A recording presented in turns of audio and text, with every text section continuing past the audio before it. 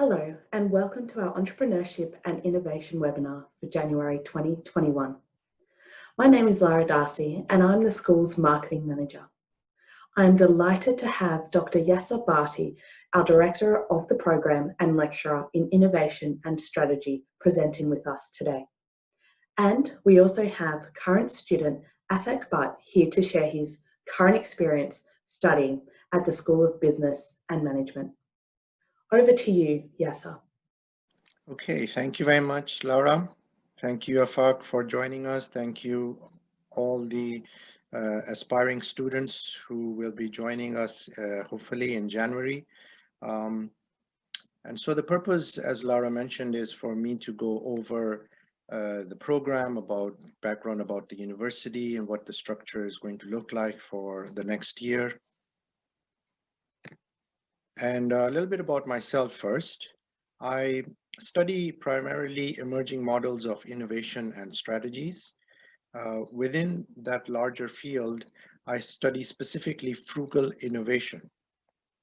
And so my background in terms of making me equipped to study this particular field of innovation studies is that I did an MSc in Management Research at the University of Oxford Said Business School.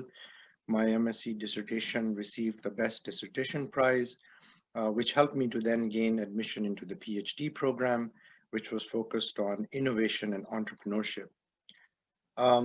My work over the last 6 or 8 years has had an impact, for instance, at Pakistan's new Social Protection Ministry. I'm originally from Pakistan, moved to the United Kingdom in 2008, so been here about 12 years. My work was also used in a special project that was funded by the European Commission. I've been invited to the Danish Ministry of Science and Technology, as well as being involved with the United Kingdom's innovation think tank called Nesta. And very happy to say that earlier this year in January, I was invited to Google in the United States to also share some of lessons from one of my papers in health affairs on frugal innovation and what impact that can have for the United States in terms of reducing cost of healthcare. If you'd like to know more about my work, of course, attend my class next term. But you're also welcome to look at my book published by Cambridge University Press.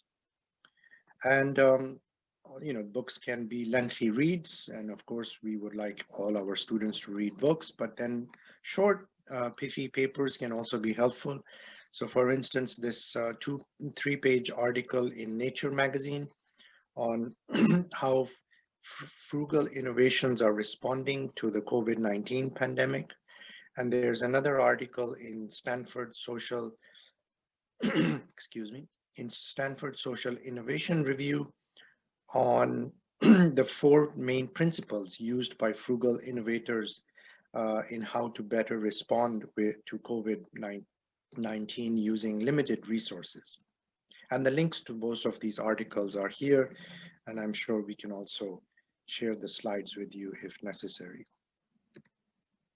So the School of Business and Management is built upon these 3 key values. Number 1, social justice, which is equality and diversity. Number 2, sustainability, to promote, solutions for climate change, for social inequalities, but also to make organizations more sustainable. And the 3rd value that we espouse is good governance.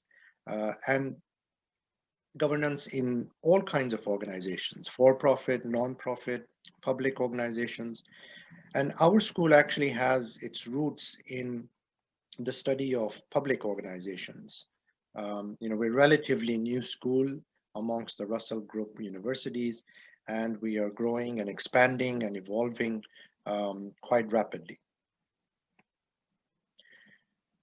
About the university, so the Queen Mary University is part of the Russell Group universities, as I mentioned. So these are approximately 18-20 universities in the United Kingdom, which are research intensive. They have their consortia or association through which they share knowledge, they figure out how to benchmark best practices. And because we're a research intense university, that's also reflected in the research excellence framework evaluations that occur every 5 years in the United Kingdom. And most of these most universities funding and grants are based on how well you do in this research excellence framework. So we were number 5 in the UK for research output. In terms of other rankings, for instance, in the QS World University rankings, we are top 20 in the UK. According to the Complete University Guide, we are 35 in the UK, having climbed 6 places in this latest round of rankings. And we have a long history, long established history, although the university was formally, founded as Queen Mary University of London towards the earlier part of the last century. Our roots, because of our medical school, date back maybe, about much longer before that. So about maybe to 1800s thereabouts. And so we've got now 9 Nobel Prize winners that have either studied or have worked at the university. So as I said, that we ranked number 5 in the research assessment exercise, research excellence framework, it's called now. We have another one coming up in next year for which we are working very hard to go even higher in the rankings. And so what this means for you as students is that our teaching is very much research informed, because we want the solutions that we develop, that our staff develop, our students develop, the ecosystem in which we are placed, that we all collaboratively develop, should have an impact on organizations and on larger society. So for instance, I teach primarily 2 modules. One is social sustainable innovation. And in this module, it's an elective module. It has been an elective module, but after I introduced it about 3 years ago, this year we've decided to make it core. It very much espouses the ethos and values of Queen Mary University for inclusion and social justice. So, we discuss issues around climate change. We discuss issues around inequalities, economic inequalities, social inequalities, and how entrepreneurs and innovators can work together in order to resolve many of those issues. And I use many insights from my own research to inform you about the potential solutions that people and case studies and examples have come up with. And the whole idea is to inspire you to come up with your own solutions. The second course that I offer at the university is the core strategic management module. And in this module, over time, I realized that students were having quite a lot of difficulty in understanding the resource-based view. I won't tell you what that is because you'll have to look forward to that when you join Queen Mary. But what I figured was that this concept could best perhaps be taught through hands-on experiential activity. And so what I do is I have these kits, Meccano racing car kits, and we split students into competitive teams to come up with a design of a car, and then we have a racing competition. And there's many lessons that we draw from this hands-on experiential activity. If you'd like to know more about these lessons, I hope you look forward to attending the class. And so this activity was very well received by the students because of not just the ability to better understand the resource-based view, but also because when we do this as part of the initial core module, all these students from around the world have this opportunity to get to know each other, to build teams. It's an icebreaker kind of activity, which really helps them to gel together for the rest of the year. So as I said, our research has had impact on many different organizations. For instance, it has improved the gender balance in UK company boards. It has supported fisheries and lawmakers in East Africa and Pacific Islands to negotiate deals. It has promoted the role of labor standards in international trade agreements. And it has increased resilience of Greece and Portugal's labor markets. And much of the work of our faculty around these areas has been done as part of one of the 11 research centers or groups or clusters. And one of the very long established research group we have at this school is the Center for Research in Equality and Diversity. And this prominent international group is at the forefront of equality and diversity research, and has helped actually with the implementation of the Equality Act of 2010. So there's lots and lots of opportunities for you students to, although this MSc is a very much taught program, we do have a major chunk of it which is research dissertation based, and so we're hoping that you will get a flavor of not only what research the faculty do, but also for you to get involved in some of these research projects as part of your dissertation. So moving on to the structure of the program, the January 2021 start, and this is something new the university and indeed some of the other universities in the UK are experimenting with. Typically, we've only opened admissions, welcomed students in the September intake for a year up until the next year when new students will then rejoin for the next September intake. But because of the COVID pandemic, we figured and a lot of the uncertainty around, whether students will be able to join us or not, be able to get visas or not, we decided that we would allow students to either join us in September or in the January intake.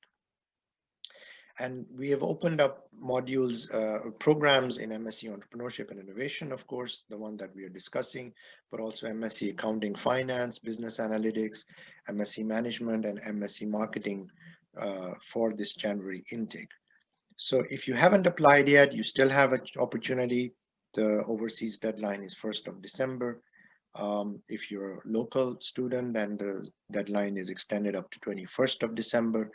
And I understand Lara may be able to talk a little bit more about these deadlines, milestones, and opportunities for you to apply.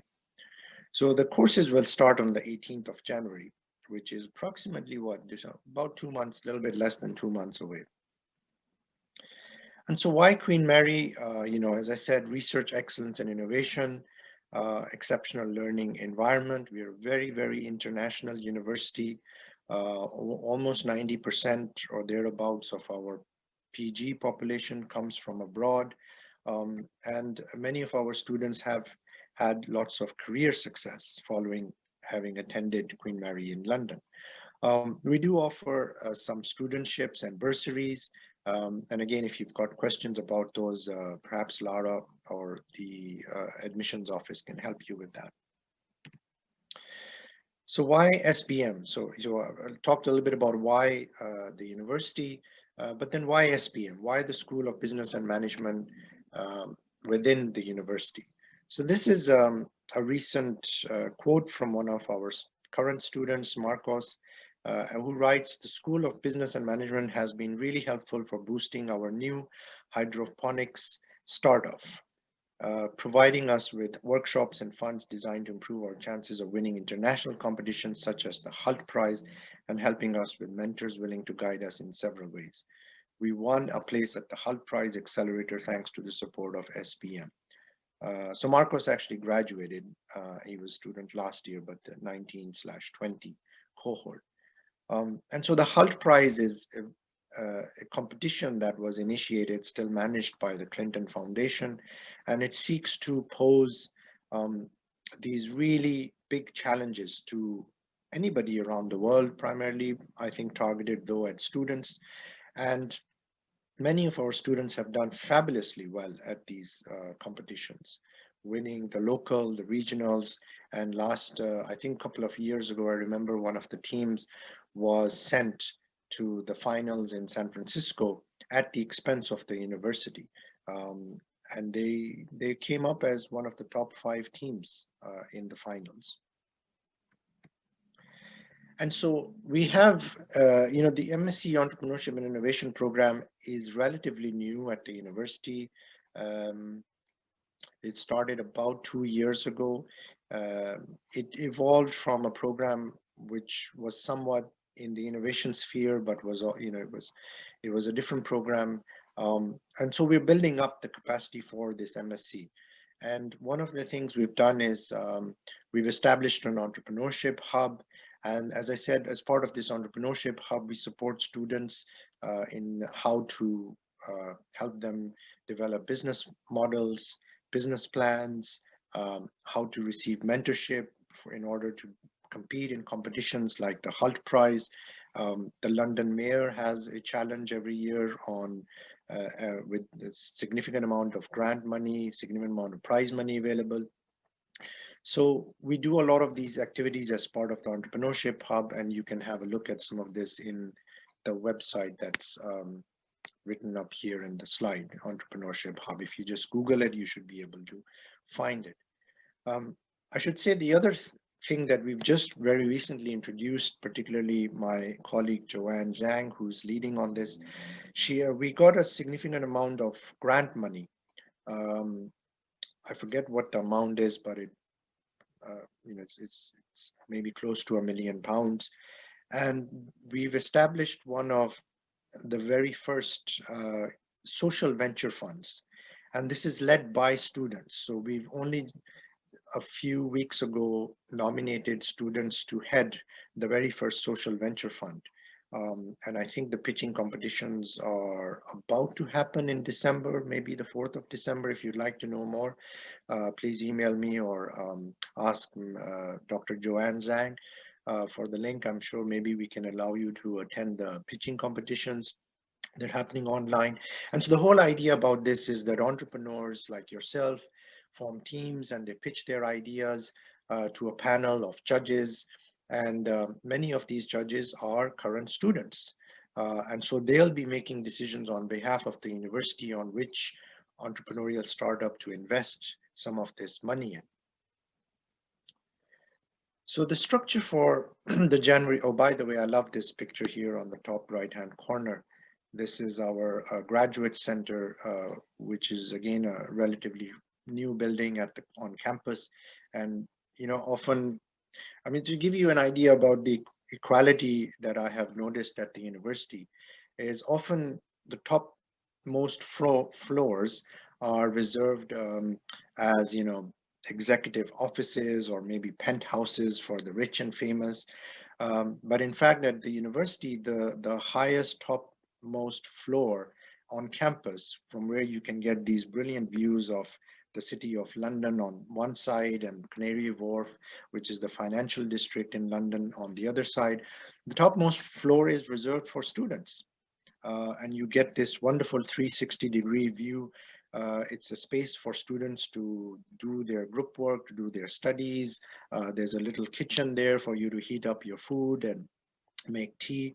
But I love going there as a faculty member myself, even though it's mostly busy with students doing their own teamwork and group work.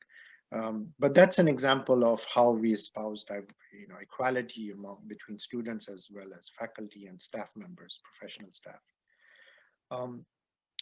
So the structure for the January start is going to be that we'll have semester 1 between January and April. There'll be exams in May. Some of the, I think we will mostly be having assignments, coursework assignments. But if you are to have exams, again, it depends on what the COVID situation is. This term, we've had exams online or take-home exams because of the problem of, social distancing. So we don't exactly know what the exams will look like, or even if you will have particular exams, but we will do mostly coursework. And semester 2 is going to be a condensed semester. So that'll be a summer term between June and July. So rather than a typical 4-month term, your semester 2 is going to be quite an intensive, packed concentrated 2-month term. And the teaching, we're still trying to figure out exactly what the teaching schedule will look like, but it's going to differ. So instead of having 4 simultaneous modules running in a typical term, which is a semester 1, whereby you take 3-4 classes every week over a 12-week term. The June-July summer term is going to probably look like something like where you'll have 1 week dedicated sequentially to each module. So you'll go in for 1 full week, have lots of classes in a particular module, and then you'll have a week to work on your coursework assignment, your final submission with mentorship, office hours from the faculty, and then you'll move to the next module and complete that over a course of 2 weeks or so. And then the dissertation is planned for between August and November, which is tentative still. So, if you submit your dissertation by November, we mark it in December. By January the next year, 2022, you will have graduated. Just want to make sure I'm okay with time. Laura, how are we on time? I'm unable to see. No, keep going. Okay. Perfect timing, Yasser. Thank you. Thank you. Right. Yeah. Okay, back to the slides. So give you an idea about how the overall program is structured. Here you can see that we have the very first core module of the MSc Entrepreneurship and Innovation, which is Strategic Entrepreneurship. And this is a new module that we only just introduced this year. So it shows you, with the establishment of the Entrepreneurship Hub, with the establishment of the Social Venture Fund, with the introduction of this new module for this program, you can see that the MSc Entrepreneurship and Innovation is every year evolving. And we do this based on the feedback that the students give us on what is working and what isn't working and what could be improved. And our Dean of Education, Professor Stefan Krummecker, is a big fan of student feedback, evaluation, and really for you guys to tell us what you would require us to do in order to make your learning much more effective. So the Strategic Entrepreneurship is a core module, which for the September intake is offered in semester 1, but for your intake in January, it'll actually be offered in semester 2. And right, so where it says here semester C, sorry for making this complicated for you, I should have probably simplified this slide, but semester C here means semester 2 for the January intake. So you'll be taking Strategic Entrepreneurship, Strategic Management, another core module, Leading Organizational Change, also a core module. So you'll be taking these modules in semester 2. Okay, and the fourth one that you'll be taking in semester 2 is going to be the Research Methods for Management module, which will help to prepare you for the dissertation, which you will begin in August, so after you finish the summer term. When you join us in January, and that's probably where I should have started, you'll be taking in semester, which is semester B, is semester 1 for you guys, right? So you'll be taking marketing, you'll be taking social and sustainable innovation with me, new product development and business ecosystems, social and political marketing is an elective module though. So the core modules in the first term are going to be marketing, innovation, new product development, and there should be a fourth one actually here. Right. Okay, I'll have to investigate that. But there should be a fourth one in the first term. But the idea is that we give you an opportunity to choose from 2 electives, which are the social and political marketing and corporate social responsibility. Right, so the fourth one, okay, this is fine. So the fourth one, so these 3 are the core modules that you'll be taking in semester 1. These two are the elective modules from which you have to choose one for your semester one. So you can see it's a little bit switched around in terms of what we typically offer to first term to students in the first cohort. We joined in September. For you guys, you'll be taking those core modules in the second term. Okay, so so that's how it kind of looks like in terms of the structure, right? Semester B here, which is 1 for you, semester C, which is semester 2 for you, and then followed by that with the dissertation. And so what's my teaching going to look like? And I think a lot of the faculty are also, so there's some flexibility in terms of how faculty are shaping to what degree they are, how they're structuring their weekly modules in terms of the face-to-face interaction at the university and the online activities that we are doing as part of our hybrid mode of learning. So this is what my schedule is going to look like. So we've got 12 weeks.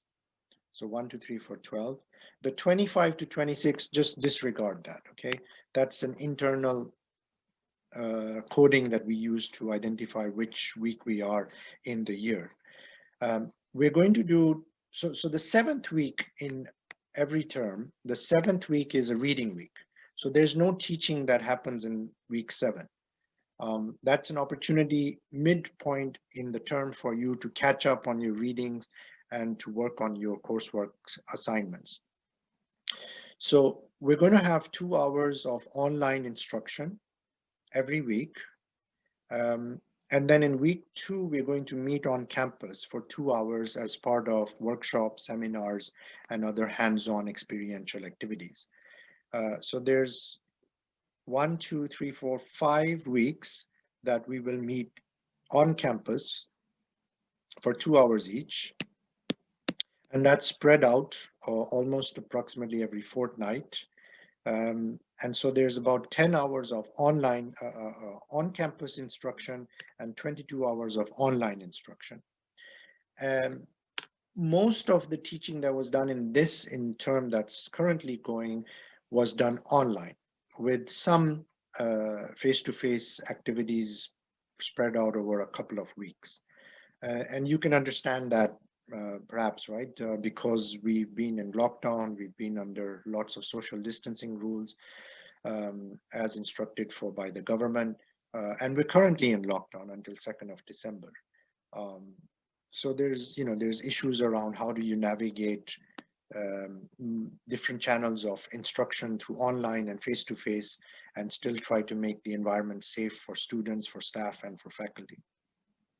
So anyway, that's what it's going to look like for my own course on social and sustainable innovation. And so as you can see from this, what the whole idea is that each module should have 3 hours of instruction a week, 2 hours lecture, 1 hour seminar for workshops.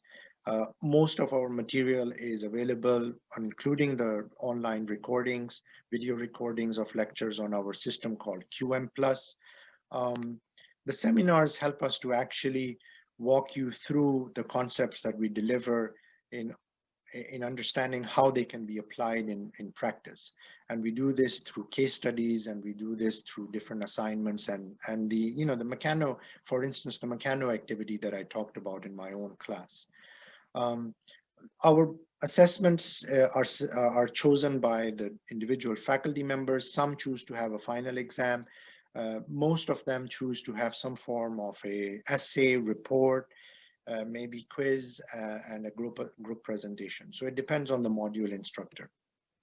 This is a snapshot of the QM Plus system that you will all have access to, and this is a snapshot from my own module. As you can see here, you could go in and look at the lecture recordings. Weekly, there's instructions on which slides were used, which case studies we're using for different seminars. You are able to submit your assignments. You are able to look at your feedback on your assignments.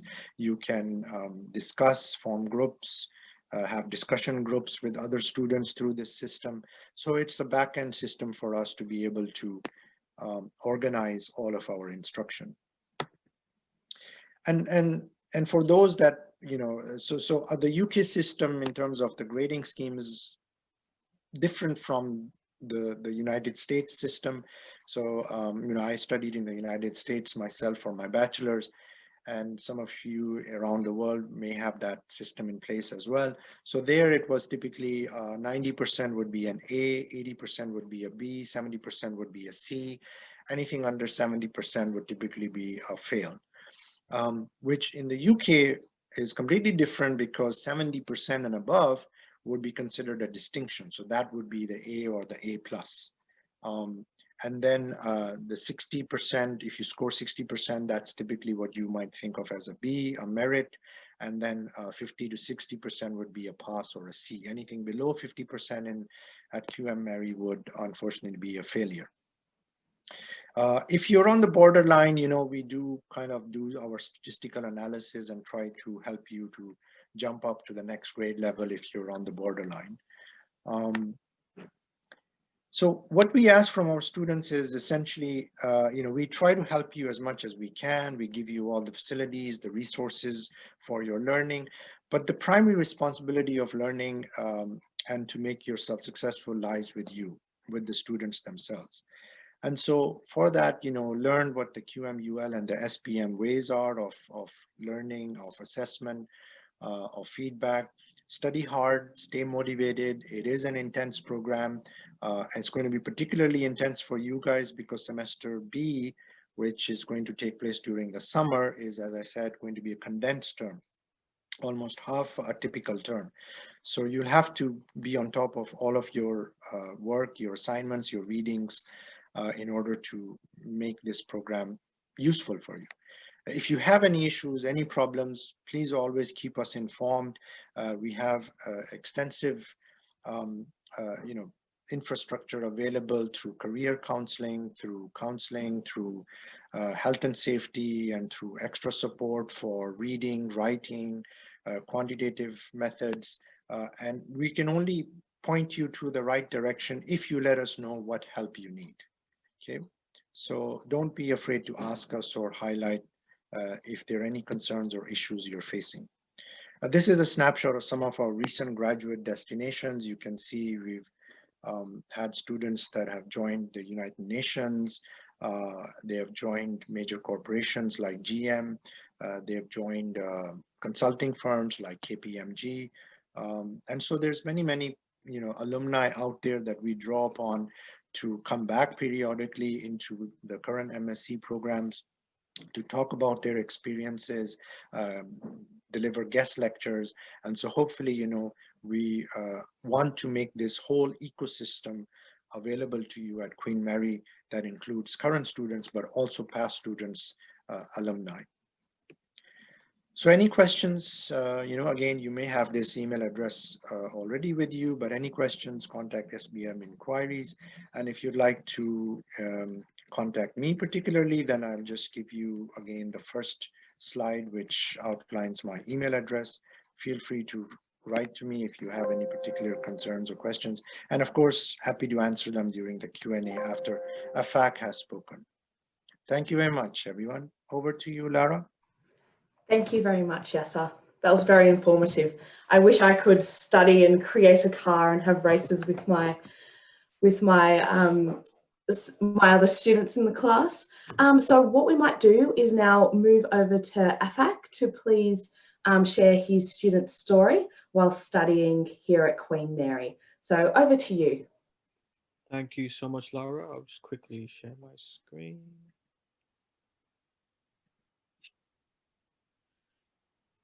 Okay, it says that you cannot start screen share while the other participant is sharing. Sorry, Yasser, do you mind stop sharing your screen? Perfect. Lovely, thank you so much.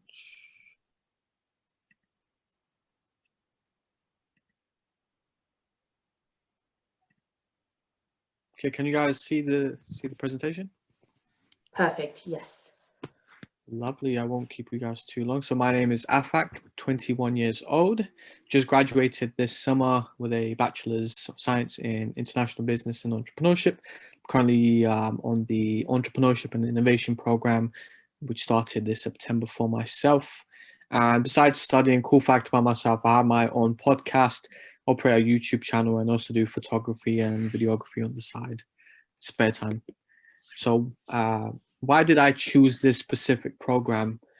When I was doing my undergraduate degree, which was in a similar course, it involved entrepreneurship.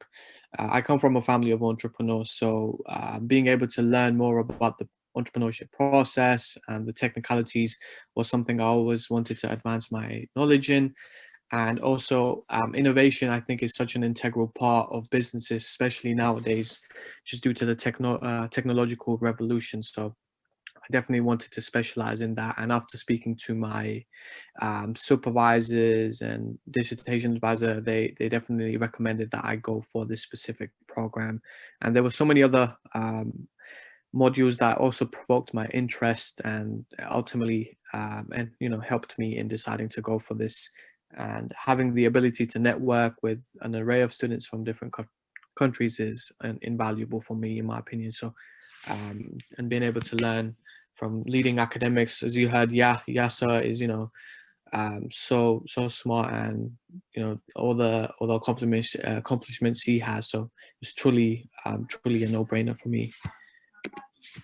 So what do I enjoy most about my program? For me personally, it's being able to take part in the interactive seminars.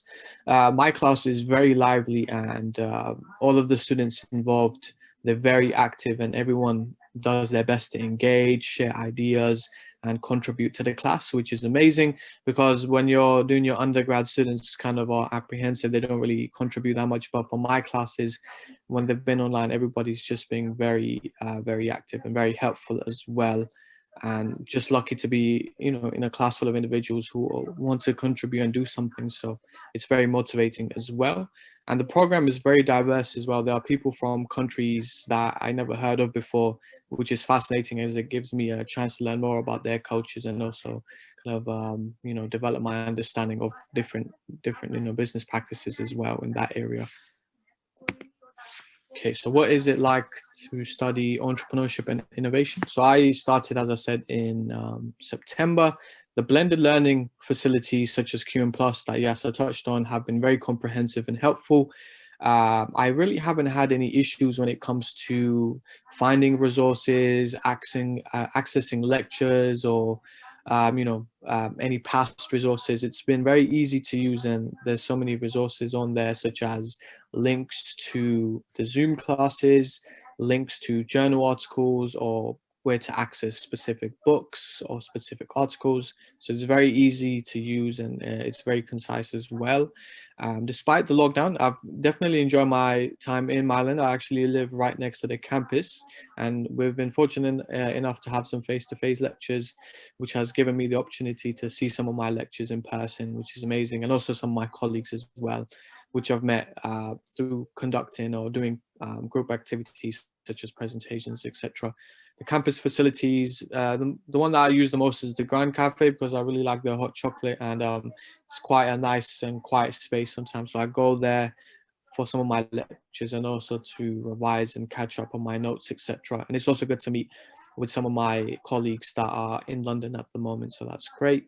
And it's only 20 minutes away from central London, so most of the time I take the tube, or I sometimes even bicycle, depending on how I feel. And it's so convenient to just take 20 minutes out of your day and go to central London. It's such an amazing place, as you guys already know. So, and the lectures are very thorough as well, and explain exactly what is needed, so you're never unsure what you need to do, etc. And I've never had any communication issues myself. So am I a member of any sports clubs or societies? Yes, I'm a member of a few of the societies, such as the ISOC, Islamic Society, the Businesses and Enterprise Society, and the Photography Society. Due to the pandemic, most of the events have been online, of course, but there has been instances where we've been able to go out, such as with the Photography Society. We went out for a photo walk down Victoria Park, which was amazing, just getting to meet people and share our passion for photography. Taking part in the Islamic Society, we've been able to do online events as well. We've been able to raise money for Charity Week, etc., which has been great. Getting to know, some of the people that organize these events and developing a network of other students outside of your course. And any tips? So I would recommend trying to be as active as possible in all the areas of university life, as it will give you, the most. You'll get the most of your postgraduate education. Definitely recommend joining a society or sports club, as it exposes you to people from different courses, which is so valuable, and it makes your university experience better, in my opinion. Definitely explore the area safely, obviously with the mask on. There's so much to do, and there's so many great places to visit, as you're only 20 minutes away from London. So many great places to eat, etc. And definitely use the careers enterprise team. They also have a website where you can look at opportunities such as graduate programs, internships, and other stuff. And they have one-to-one career services, which I've used, and also proofreading your CV and cover letters. So it's very helpful, and I would definitely recommend that students utilize those resources and also contribute and engage with your lecturers, ask questions, and try to do your best in all the lectures. But yeah, that's it for me. Thank you so much for listening, and looking forward to answering your guys' questions. Wonderful. Thank you. All right, You're we've welcome. had quite a few questions come in, both for Yasser and yourself. So I might start with you, Afak. So what could you tell us, what would be the biggest difference between studying a bachelor and a master's? I would say the biggest difference is the intensity. I think from the first week or second week, there was a lot more reading involved, which I liked, because, one of my favorite things about my undergraduate degree was, reading on the different articles and case studies and books that the lecturer recommended. So I would say it's definitely more intensive in terms of the information that you learn, as well as you're specializing in entrepreneurship and innovation. And also there's an array of activities that you do, such as doing particular case studies or presentations, which are all unique to the program, which I didn't necessarily find with my undergraduate degree. Very interesting. In saying that, so what do you have a favorite module at the moment? I know you only started in September, but do you have a favorite module that you've studying? Yeah, I do. It's actually the new one, the strategic entrepreneurship model. It's my favorite because we have quite a concise class, so there's not that many people, which really gives the lecturer time to speak with each of us and get to know us a bit more. And we also just had a presentation where we had to develop a specific business idea, so I was able to meet some of my colleagues in person and work on the presentation and discuss different ideas, which were which felt normal again, despite there being a pandemic. Oh, fantastic. So is there a lot of group work? Have you found that it's more individual work, or is it a mix between group work and individual study? I would say it varies from module to module. I think for two of my modules, there has been a strong element of group work for strategic entrepreneurship, and for, I believe, leading organization and change, there's also been some group work, but it hasn't been in the form of an assessment. It's just been weekly activities where we've been automatically put in a group, and we've had to answer specific questions by reading a case study. Or for our marketing class, where we've had to write an essay in groups of 3 or 4. So there is definitely a form of group work, but there's also individual essays as well, and individual activities that you have to take out do by yourself as well. Yeah, so a mix of both. Mix of both, yeah. Here's another one for you, actually. So what do you want to do after you finish your master's? What are your plans? There's so many opportunities for me personally. I am applying for a variety of roles. So when I started out, I wanted to get into marketing and advertising, which is still the goal, but I am going into product management and also, believe it or not, civil service. So it's just whatever interests you. With the civil service, there's a DDAP program, so the digital program. So I'm definitely applying for technology-based roles, as I want to play a part in the innovation process of a company and help them generate new ideas and really leverage the technological resources that are upcoming. Oh, very exciting. Jealous. A Thank lot of you. options available for you. Yeah, so many. So many. It's hard to Yeah. choose. I might go to Yasser. Yasser, do you have any, we've got a question here from a student that's looking to apply. So do you have any key tips or pointers or things that they should include in their application?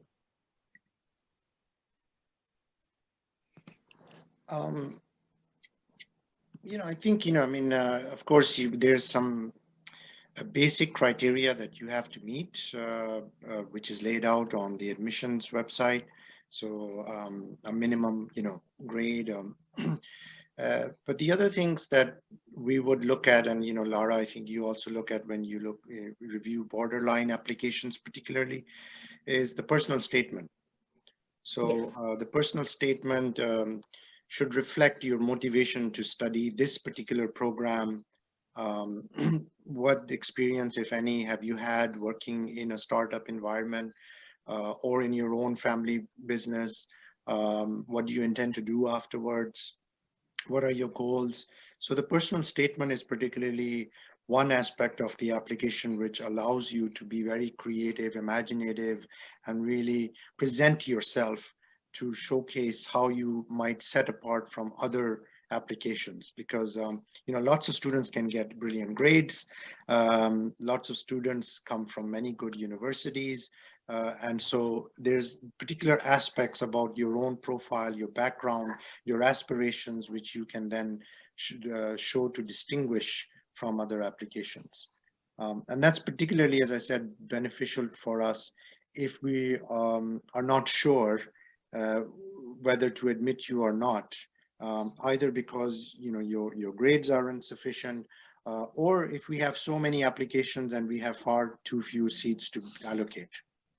Exactly. And that sometimes happens as well, to the point of, students, we encourage students to get in their application early because on occasion our places can be limited, and then a student may miss out on an offer because they didn't get in their application early. In saying that, so just to reiterate the key dates, so the 1st of December is the application deadline for any international students, and the 21st of December is the application deadline for home and east students, and this is for the January intake. So I encourage you, if you haven't put in an application and you do want to start with us in January, please put that through as soon as possible. And take some time to really think about your personal statement. So exactly as Yasser said, we want to see the passion, the motivation to study this particular course and how it will help you in the future. So moving on from that, Yasser, I have another question for you, and this is in regards to the dissertation. So this is a two-pronged question. So how long do students have to complete the dissertation, and what support is available? So the dissertation, you should ideally have about 4 months. And before we set you off on the dissertation, there is the core module on research methods. And that is, to help to prepare you for how to write your basic proposal, which methodology you might want to focus on, qualitative or quantitative. And there's a major, assignment that you submit at the end of that module, which you can then use to really shape up your dissertation. And apart from the actual core module, we, as I said, we've got additional resources available on campus. We have an expert quantitative tutor who can help you in case you get stuck or need assistance with your SPSS or your Excel statistical methods. We have other tutors available to help you in your writing, in your English literature, critical review, and those kinds of aspects that are important in your dissertation to excel on. And so, trying to, so coming back to the original question, how long would you have? As I mentioned in my presentation, typically the general, so AFAQ's cohort will be required to submit their dissertation in August, isn't it? AFAQ, I think it's usually in the middle of August, and we have We have September to grade the dissertation amongst the markers. However, for your cohort, it's tentatively November when you will submit. Perfect. Thank you, Yasser. So actually, I'll put this to you, Afaq. I know you've answered this in the chat, but I would like everyone to hear your response. So what transferable skills if a student was studying this course, what skills will they have? Thank you, Lara. Some of the transferable skills which I feel like I'm already developing are my presentation skills. As I stated, we've had the presentation which had to be very, very time concise. So we definitely worked, effectively to get that as compact as possible.